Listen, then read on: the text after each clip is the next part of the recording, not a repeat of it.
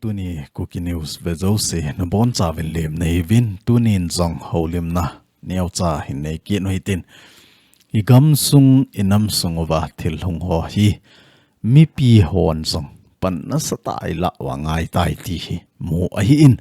HIZI ACHU IGAM SUNG INAM SUNGA TIL SO HO ABAN BANIN HIN SEO HITIN SOLE INAM PIN MOVEMENT INEI HO ZONG HI ICHAN GEI HITAM AHI LO LE TUNI A THUSO IMU HO WA KONA HI IKINGA ADIW HITAM TI HO CHAN GEI ZONG HI THUDO TAMPI AKIDONGIN HICHICHUNG CHANG HO HIN SEO HITIN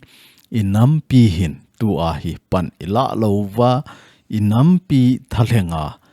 SU HO INGAN SEWA AHI LO LE INAM PI THALHENGA ORGANIZATION KHAT LENI BO INGAN SEWA HI LE INAM IKIVAI PO DAN HO HI HEN INAM SUNGA VAI HOP DAN HI ZONG LE HUNGHA SADING AHI IN HIZI ACHU CENTER GOVERNMENT HINGA VAI HOP NATUM KI VAI HOP NATUM ATUM BE KHAT KADEI MOMONG BE ITI VAHI LE MI PI HO TIP BE A IUM PHAT NOI HI TAPO ITI HI MI PI ZOSIN ILUNGEL VA IGEL VA NGABAN LE Tu le tua idei mo government chu koiham Manipur government ahi in hichi Manipur government chu iti isu umang deuham ti pahi nasata lungel inei lo wahi le chun center in tu ahi pan nasata in ala in meitei honjong nasata pressure abolovin aphat chenga hi meitei lang hita ta kuki lang hita ta hita chu aphat chenga hi central government pressure ki bol hi in hichi hi pressure hat zo zon amuding dana hi ta in hize achu ka nami te hon atha be in tauna hi hen thale zunga hi zongle pan ila tha ki devin zong avela kain tem kin na hi TUNI 9 November 2025 ni azong KUKI News sei theidinga pathinin pathei bu zin pathin hinga ki pa thu ya seo hintin ama sapenin AR hon KUKI numei chunga chonwal ti ahi in AR ho hi ivet na hi le tu a hi hon ina support nuwa ina panpi wa ahi lawa hi le hon ase ina bolo zi wa chu army hon jong I macha eilo theilo ahi in ahin la TUNI a hi ivet na hi le inam sunga ikilung to lo dano ahi lo le ipan la dan ho hi avet tingole meitei ho to eite ka tingol hin KUKI CHATE hi hitin ki bol jong le ipi ase na umpoi ti tai ma hi hin bol tawin hin noisi tawin hizi achu kanami te hon pan ila tha kit nova I hin dan teo hi I hiel kit no ngai tai ti hi iga seido o hin tin hi chi chung chang ho jong hin seo hi tin chule IDP ho dinga jong hi IDP WCC in jong TUNI achu het sana khauta ahin boli ti jong hi mu ahin hichi IDP WCC ho hi ahile IDPS Welfare Committee Churchanpur ama ho hin IDP ho dinga hi khauta thupi in ho jong ahin nevin ho inam sung hi dan le mol ho hi khauta in a bol lo ziwa hichi to bang thil ho hi lungjing ahi in hi je achu tua hi inam sunga lam kai ho win jong khau deu dewa ki vai po na dinga hi to gon ahin nei win mi pi hinga het sa na hin bol win adi sana IDP hon jong phateta igel wa hichiwa IDP WCC in to gon ahin nei na hi ingai kho chi di win jong tepna ong ke bol ke ne nahi hi chi chung chang ho jong neu chai pp ham thu a hin het sa ho ti jong chu in sai naw hi ten ama sa penin TUNI in a say video masa in a say pau chu Manipur Public Service Commission noya exam neiding ti a to gon ananei pau chu hichiwa hi ama hon postpone a bol vin TUNI a chu bolding dol a hi in a hin la thil ho hi in khola hi le akitup lo tampi ahung pha na chu ama ho hin TUNI a chu bol sa talovin 22 November ting le hin nei ding a hi tai ti jong hi a hin phong do vin hi chi 22 November jong hi ga velo chan Saturday a hi ta in Sunday a hi ta po in hi chi Saturday ni kho teng la hin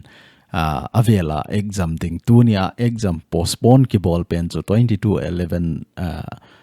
2025 teng la hin bolding in notice a hin ball ve ti jong chu mu a hin hi chi chung chang jong hi phata ki khol ki na hi la chun a question paper ho hi mix up a ball ve ti a hin hi chi hi a phalanga ga sei wa hi in ti chu mix up ti chu anaki cho hel kha hi ji a chu exam ki conduct thei talo hi ji a chu ki postpone dan dewa hi a save a hin la a thu hi hoita ta I khol ki na hi la a paper ho jong hi analik dana hi akimo in tu le tu a hi meitei government jong ta san thei a hi ta po in azi chu hi chiwa Manipur Public Service Commission noya exam oma jong hi nasata eng sit na ne wa hi tain ei ho dinga hi I chan ge a eng sit na abol wang wa hi pathin alung lazy lo ja chu tunia exam ho bang chu postpone ke bol lo a hi in ama ho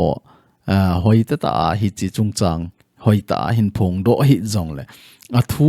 dan hoi a ki kholin a hi le thing hlang mi ho dinga hi azat chombe a bol wa ama hon hi chi exam paper ho jong chu mi pi hi anavet sa dan wa hi tain hi je a chu nasata hi chi paper ho chu analik nge ti ho chung chang jong hi mun chom choma ki mo a hi in a hin la news zat chom phabe pi a chu evet ki na hi le chun a paper ho mix up a ki bol je a tunia exam chu postpone ki bol hi ti ho hi a sei ki novin koi koi chun paper an ki cho a analik do ham ti jong chu ki sei thei lo a hi in a hin la tu le tu awang hi meitei hon jong e hon hi chi to banga Manipur Public Service Commission noya exam e bol na diwa jong hi si neina lang neina nasata in a bol jingovi ti jong hi he thei diwa in pho no hi in meitei ho hin tuni chan ge a KUKI chate dinga eng sit na hi alle za in asang zo in a bol vi ti pa chu he thei ne diwa in pho no hi in aban ki na hi IDPS Welfare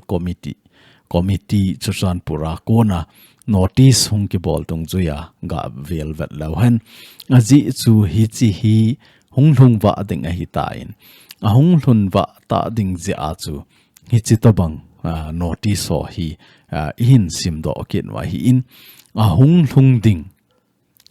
tu a November 11 ting la hin to gon na sata hung kit ding a hi in hi china a hi pan la so ke ding ti hi lamka ti su chuchanpur IDPS ho a kona IDPS Welfare Committee a kona het sa na a hin bol wa hi in ama hon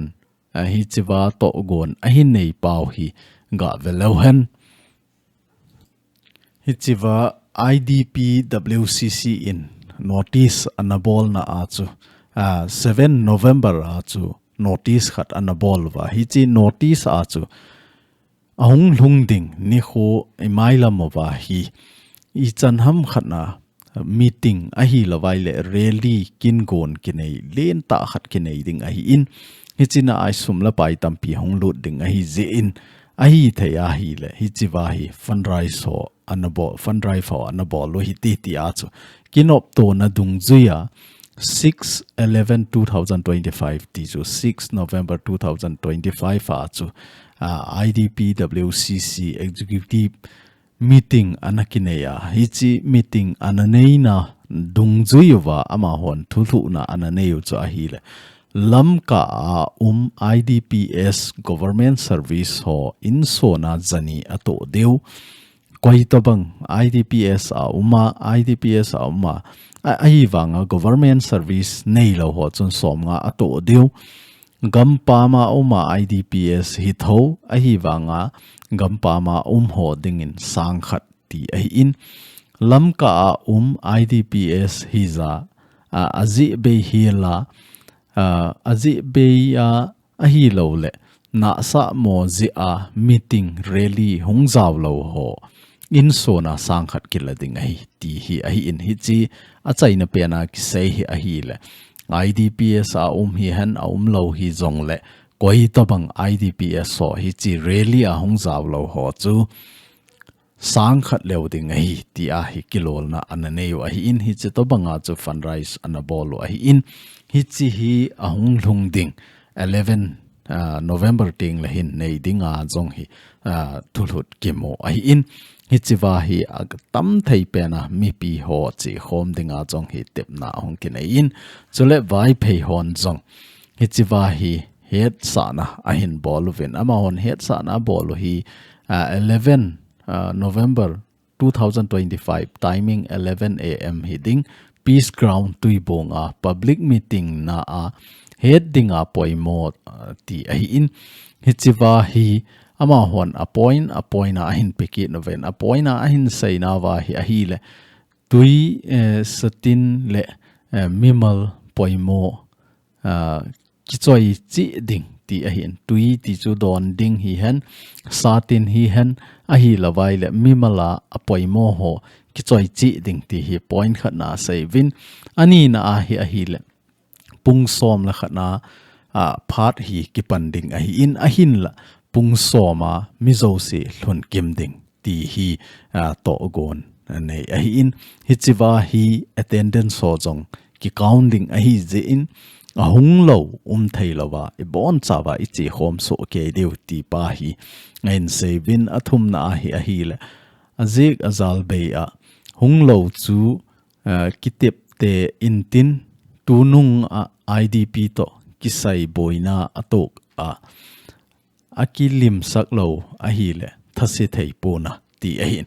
koi to bang hi chiwa na sa mo a hung eten lo au ma hi le izakai attendance kila ding a hi in tunung tu ban teng jong le ETM khana IDP to kito a boina ha sa na a hin to jong le anunga ma ki boy pi lo ding a hi ti chu a point thum na a hi in ali na a hi le I bon chawa dress code black hi ding ti chu avoma ki van so ke ding ti pa hi sai ke noven anga na a hi le vai phe hi a thok vai phe hi a thok tam pen te I hiu pok na nei ma di I hiu a je chu je ni da som la khat ni chu le ipoi ipok ipun na tak now empty ki heading dan a hi ki heading dan a hi ti hi a hi in hi chi hi vai phe ho a ki tho tam pen a hi in hi je a chu hi chi 11 November ni kho tiang la hen koi chun igam inam epo na ta ham ti chu hung ki he chen ding hi ti pa hi ama hon appoint nga na sei ke novin agup na a cha hil IDP public meeting a hi zik in IDP te I pan lo le victim a hi lo ten a goal a pok na nei lo di a hiu hi chiwa hi IDP hon po na inei lo wa hi chi meeting a hi izaw lo wa hi le IDP ho banga pona ding koima lo ding a hi zi in pona so ke hi ten I bon chawa hi chiwa izaw so ke de wa hi ti pa chu a hi in hi chi hi het sa na hung ki bol a hi tu la ya hi ei ho inam sung hi event na hi le IDP ho sang a jong IDP lo ho in akipona dana umin IDP ho hi ho he phalo dana hi ale do ta je a chu hi tai khau ta thu hung ki so a hi ti jong chu he theina dewa neu chai ga sei sau ki no hi in I topic ngo neu cha analatan ki no hi tin I topic ngo aban I che masangovin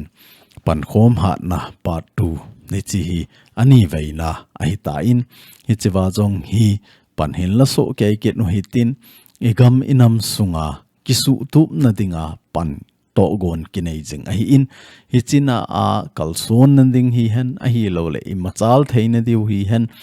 inam ki to theina ding hi zong le ti a chu pan hong kila a project kinai a hi in hi chiwa hi TUNI video vizo sin alham atam alhom ka hepoi bon chawa hong jaw so ke hitin I thei kham wa pan in la so ke di win song avela ka hin tim ke nin chiwa hi account detail ho ki koin gpay ya pay no mon jong gpay number ho jong ki koin ipi zo ting le screenshot bol hi tin hi chiwa hi in thot ji de wa hi koi to bang hi chi gpay number me thelo i mo ba hi jong le hi chi video a ko na qr code ki koi scan e bol vai chiwa ko na jong ipi jing theo hi ti chu nga sei theo hin tin TUNI video hin se masat no wachu somle thum chanin pan ahin la wa hi ta in tu a hi somle li a pan a somni chan ge ho amen ga vekil lo hen zama khong sai a hi in ama hin junin to in go go dongal a hi in aman jong jani a hi in tongam hau kip ama hin janga a hi in chule pawneu bai te ama hi za khat a hi in thang kho pau ama hin sang khat a hi in chule lucy name thing hau kip le family hon jong sang khat hi in chin hau kip aman jong changa hi in ki paum the jing in TUNI a pan hin la ho zo si pathinin asanga tamzo phathei nahin bo taw hen ti jong chu KUKI channel family thaleng in ki pa thu ka hin sei hin tin TUNI a hin pan hin la a igam inama dinga pan khom lo wa hi le hat na ding poi ipan khom le hat ding hi ti a lungel ne ya pan hin la a ani si zo se hin pai la ai gam inama angai lut na za la pan hin la ho la a hi ga velo hen TUNI a hi mini apetam umin thang khopau ama a hi in aban le lucy name thing hau kip ama ho family ho se a hi vin ama ni hin sang khat hin to lonen a hi le ama ni hi TUNI adinga man of the match a hi tai ti zong chu ga phon ke no hin tin a hi THEI le kanami te ho i thasit lo de wa hi TUNI a inam sunga thil dan ho hi ivet na hi le hi nge thasit na thei tampi au me a hin la hi chawa chu i thasit tho so ke wa koiman pan ila lo wa hi le chun ithasit na sang wa jong chu thasit na di set hung ding a in a hin la TUNI a inam sunga thasi ho hi ei hon pan ila na zalwa chu i cho tho ki de wa hi ti pa hi hin ke sau hin tin TUNI a hi chiwa pan hin la zo se pathinin phathei na bo ventin na in sungwa TUNI a cheng khat na hin to do na wa aza in ale tamzo a pathinin pathei nain bo de wai ti zong hi kinep la lo de wai TUNI a igam inama dinga pan ila na ho hi athon a hi po in TUNI a pan ila na ho hi phat khalle ikepa na ni ho tingole avela if nung vet kit wa iki he do wa e hon pan ila zalwa igam sung inam sunga mithasi ho jong I cho tho ki no hi ti pa chu he theina dewa in pho no hi tu hin aban anachi ki no hi tin Nagaland state lang ga sele hen Nagaland state sunga jong hi ei ho KUKI CHATEN hi indigenous a hi ei sim lo wa hita chu case ana uma hi in pha shot pi anachi hla a hi chi jong hi high court ho a na sata ana boy pi wa hi in ipu ipate ho masanga patna Nagaland gam sunga ana khosa pan anala jinga ami asa to hoita pan anala khom jing ho chu tu a lungel phalo mi tampi khangtha ho hin KUKI CHATEN hi indigenous certificate ki pethei ponte ti a chu ana pangwa to gon anane wa hi in ahin la TUNI a KUKI in pi Nagaland hon pan na sata la wa chule RPP party a president pun jong kitho pi na zala Joel naga aman jong na sata kitho pi na ahin bol je a TUNI a hi Nagaland gam sunga I boy now KUKI indigenous certificate kimu thei ta loading pa chu tu a pana hi kimu thei kit ta dingin thu so mo hi ti hi mo hi in hi chi chunga ki pa thu Savin Joel naga ama chunga jong pathinin phathe hin bo entin chule KUKI in pi Nagaland ho jong hi chi sanga hoi zo le phazo a inam sunga ivai hop now hi han inam ipui now hi han pathinin phat thei hin bo in tin I na si wa hi KUKI chate anaki mol bil bel zong le pathinin eilung si na ho hi isu mil lo de hi ti hi ki pa thu sei kom le kitil khona neu cha iga bolo hin tin aban kina hi mar in puile mar village volunteer council in thupon ahin bol now PR ahin bol now ga velohen tunia ahin bol wa hi in ama hon a save cha hi le anachi ta sa volunteer mi som anaki thana chu kum khat hlinna hung hi ting a hi ta in hi ze a chu ahung hlung ding 11 November ni kho ting lehin jiribam langa hi manding ti hi to go na umin mi pi ho zo si pan hin la chi dinga jong hi tepna ahin bol ve ti chu het dewa iga phon hin tin hi chiwa anamolim ho jong hi velohen email ma ho khutna anamolim a hi povin government khutna anamolim ki na hi win hi chi chunga jong hi I ma cha ina sei do lo ki phin na ho jong khotita ina bol ki lo wa hin nei te ho khat bang hi chi to banga hi chungova thil hung hen lang hele tu ni a hi ti hin mai lo de wa hi a hin lai ho hi I ti gel ji ham ape na hi I lung hang ovin I ki tom ovin a hin la phat chom khat ahung chi a hi le ki dai la pai ki ji a hi in hi za chu hi chi hon jong tua hi marin pui hon jong kum khat lin na thupi ta manding chule cycle langa jong hi manding ti ho jong hi to gon anei ve ti hi I het thei dewa in phon hin tin tu ni ha a jong chu thuso ki mu ho chu ano mol he jingen Moreh langa chikim venga hi Tahchanu khat hi nupi a hi ta in hi jong le ki khoma che a in lang ahung kinong le a in a hin zot na hi army khat nin an zui lut nin hi ta cha ang ho jong an thempi ti ho chan ge hi mu a hin hi chunga hi ta chapa ho lung hanga jepli dingin an delovin lai phoma hi na sata na ki boyvin army hon jong na sata na tingovi ti ho chan ge hi mu a hin a hin la tu ni a hi hi che ho chu le thu hi tin bol hi tin tha ding hi jepli ding hi ti na hi lovin hi chi chu bol le hen imo naw tampi hung kit ding a hin la tu ni a hi KUKI chaten I right no iman thi mo angai aji su PR lai a hi in a hin la hi chi PR lai hi hen ipilai hi jong le igam sungova hi ta kol chawai INAM sunga zan nei lo ta inu isopi chunga hi chita banga to gon anei pau hi a hi na bang ta justice I thu mo ngai hi thudi pa chu a hin po do ngai hi che pa chu ni hin pi do deu ham a hi lawai le kasdi an koi deu ham apan muna ko na na hai sa deu ham ti ham khat na hi na sata mi pin ki phin na ineiwa imo ngai dam ki ta lo de vin jong kanami te ho agam kai sunga lam kai hon hoi ta ke ho to na ineiwa plan ineiwa to gon ineiwa hi chi dung juya chu na to ipat divin jong avela ka hintim ki nin e ho hi Moreh lang aboya hi la Moreh ho si ki phin na hi ki jiwen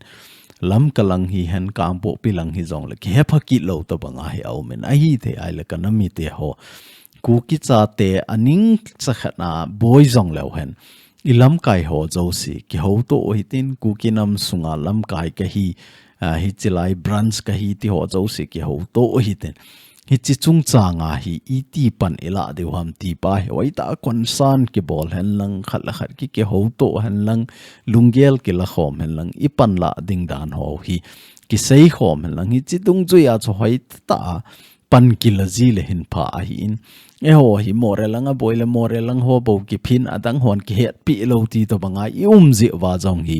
government in jong tu ni chan ge na sa mo tai ko hi ti hi I het do phan wa hi tai ti jong hi ka sei do no min ate ka na a mei te ho bang chu kangla fort ko het de wa ni chi kangla a hu ma sanga sam rifle ho na hi in a hin la sam rifle hon nu mei nu nau chunga chalo na phalo ta hin nei pha na wa chu nu mei ho ki phin vai chiwa nu mei ho ai ga velo chu mei te ho chu keu to la wa mei ta cho sam rifle get na ga chiwa na sata aga bulu wa hi le tunia hi chilai muna ho sam rifle thei ta lo chu ano do jeng chu center force hi chu ai wang ano do wa tu hi ama hon control a ball hi ta chu hi chi to banga a ball je wa chu tunia hi Sam rifle hon zo mei te nu pi ho hi na sata a zau cho a hi le ho nu pi ho chun hi chi chu ki bol ngam lo aning lang khat na ta chapa khat nin bol tau ati phat le bo ga ki bol dan de wa hi au min a hi the a hi le I right na hi ngam ta apana lam kai ho jong khat ki ho to wa I bol wa hi le tu ni a hi I gam sungu wa center hi han state hi jong le thu anei thelo de wahi ipu ipa anachon na dungzu ya cho igam sunga hi British hon san ge injong thu ananei thelo wahi le tunia a hon koi hi jong le igam sunga wa hongzo si chu athu thu a ium sa de wam hi chi chu hilo wahi ai the ai le ipu ipa khanga ipu ipa te anapan banga hi hoita ta ipan khom wa aninga hi Iki ho to wa pan ila wa hi le igam sungu wa za dang nam dang in song na sata aku ki chate ei za de wa hi ti chu ga sei do beo hin tin chule tu la ya hi ni thei phalo ta khat asam gam sunga ki sim khat hi chi hi ahong leng hle zengin ama sa chu ukeng ne ho jong chapang iza nam khat school chapang hon an ki cho wa ni ole dammo wa hospital ana lungi ti a chu anaki sei ahi in ahin la koiman ina asa lo hin tin tu ahi ei ho gam sunga ahung lung tai ei ho gam sung zinga jong chapang ho damona na sata in hung tai ahi the ahi le hi chitabang ni thei ho I gam sung wa hung polut ho jong hi ahi the ai le permit ikila sa deu angai ta na hi a khoti la vai le tu a jong hi hi chitabang ni thei ho zo ha thei na dinga man hom cha hin koyu le cha in out hon a hin ne kha tingole a boy chu e ho hi ven hi za chu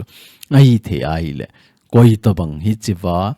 boy na nei hon jong ai the ai le bon hi chi ani the ni ho I confirm mo hi ta in hi che ho chunga jong hi FIR I thelu the wai hi chi inquiry jong a bol the wai a ji chu hi chi ni ze a hi e ho keu hi ta povin za dang nam dang hon jong I chan ham khana gen theina an to sa wa hi ta in hi za chu mi nu mi pan jong chi theina inewa kha do na inewa hi chi to bang ne the ho hi za te inau te ho I pi lo diu chule gam sunga inam sunga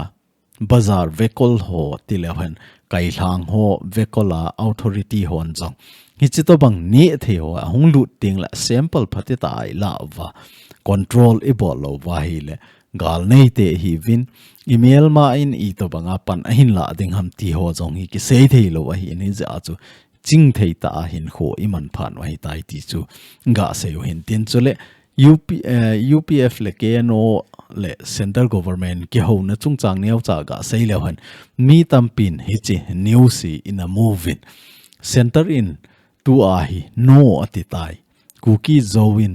demand abol union territory will legislature ti a athum pa hi central government in denied abol pi tai ti ho chan ge ya hi lungniau na lin ta ina nevin ke kata san lo sa hi ti khati I tivin azat hi seven hi che ho I sei lo deu he kan mi te ho a hi the a hi le MHA to KNO UPF a ki ho na ama sapen a hin a lain hi chi chu a sei ding mong wa hi masanga pana ama hon jong ana sei sa wa hi in tu a hi e hon state thum jong le hen ama ho hin UTR a hin pat di wa hi ti a jong chu UT hi lo TCR hin pat diu hi ti a hin territorial council ho pova hin pat pi diu a hi lo le 6 schedule ho pova hin pat pi diu a hi ti a na sei sa wa hi ni za chu lungning ta pan ilawa hi chiwa center in no ati ai le yes ati theina ding chu ipiham ilam piu chu ingai to ngai hi china dinga chu idin ho ma nga in tu video ma sa jong chu kana sei kit ta in ai the ai la tok nei hon jong tok langa na sata boy pi deu mi pi hon jong pressure team hon jong I to banga central government to pressure I bol deu ham tunia ka thil thum ni pi lo wa hil I chan ge a ke hon na ka to deu ham ti pa hi iki he no wa khat la khat ipan khom pha no hi tai khat la khat ki dem to pha no hi ta po in khat la khat ki to so no hi tin khat lungel cho a hi thelo vai jong la khat lungel pa cho khat hon jong lung op kai lo hela ki to so na pan hoi ta tai la pha no hi ti chu iga sei do no main tin tu le tu a hi mei te hon jong na sata central government pressure bol cho e hon alang khana sa I thum ama hon alang khat langa popular government a thu mo hi chu I za chu hi chi pressure hat zo zo chu chang ding da na hi hi chu I za chu kanami te ho hoi ta ki gel to wa I pan khom lo hi ei ho dinga la sap na lin ta hong hi ding ei ti pa chu I sei yu hin tin hi che wa jong hi ga ve lo chun Manipur government na sata BJP leader ho ga chewa resign ki bolding ho chung chang ge jong aga sei do hi chu hi chi aga sei na wa chu amit kitipa hin APN saita amtile ichi BJP leader ho hin Manipur gamsunga BJP party a MLA ho ahin hlep lungdam naw cha hile Manipur government a hi new government tha ong ki sim wa ding ai tai ti ai ahin hlep mo wa ahin nung sol hui chu ahi le tu ni a e ho hi chi wa to gane ho chu UPF ke no chu noisi etina a hi po in khat vei ato khom na mai wa hi in chule ama ho party a hi naw jong I ma cha lo wa hin akimat naw I ma lo wa hin su a kona ka hai de wa hi ti jong le koi man a ho poi atina lai de wa hin a hin la ama ho BJP MLA izanam khat ka kon wa ga sei hi cho hi chu a hi le koi pressure cho hat jo am ke he thei cho tu le tu ai mei te hon government tha sem do ding PR la do ding ama ho government a kona hi KUKI CHATEN control kit ding ti pa hi to gon anei jing oi chu I ja chu central government pressure a bol wa hin central government chon khat vei ki ho na chu yes a hin ti pai jing lo ding a hin hi ja chu kana mi te ho tu le tu a hi gal I bol hi thal si se a gal ke bol a hi po in central government hi nga mei te hon jong a thu mo e hon jong I thu mo a hin la hi chewa chu koi zo hin I thum di wam koi zo thum chu na sa zo am ti pa ki ve a hin I za chu I bon cha wa phateta pan I la wa lung kha ta I din phan wa hi tai e ho le ho ki oi mo a e ho le ho ki dem phar ai ta poi ti chu na chai nai ga sai theu hin tin tu ni ku ki new sin ve a in ngai tha ho zo si na chung chi win ka ki pai na bon cha ven pathin in phat thei na bu jing taw hen